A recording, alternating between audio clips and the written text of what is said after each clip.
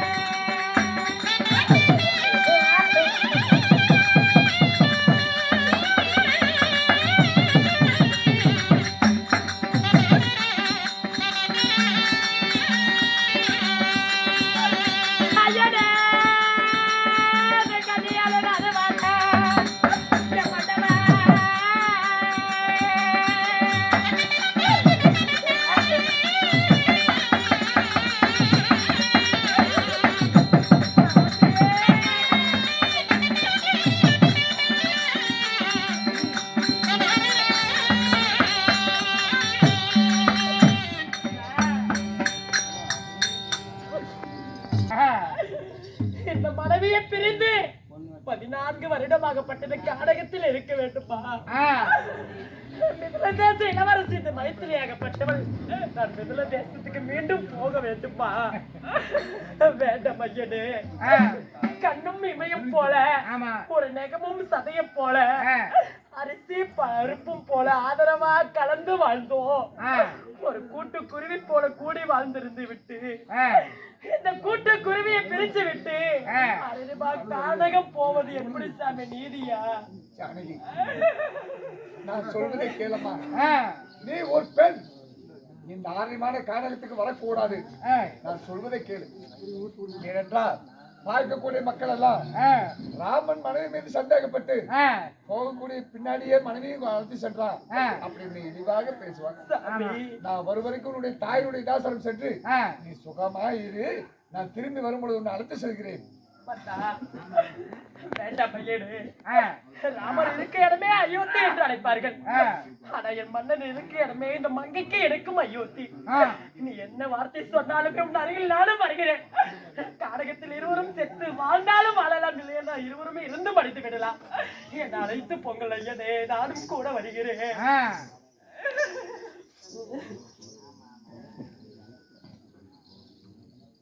ஜானகி, மனமுடித்த நாள் முதலாக உன்னை வைத்திருந்த பாசம் உன்னை வேலித்து தடுக்குது. சரி, 1000 வார்த்தை சொன்ன போதும் என் வார்த்தை நீ கேட்க போறதில்ல. அதனால உன்னுடைய விருப்ப பிரகாரம் புறப்படுமா போவோம்.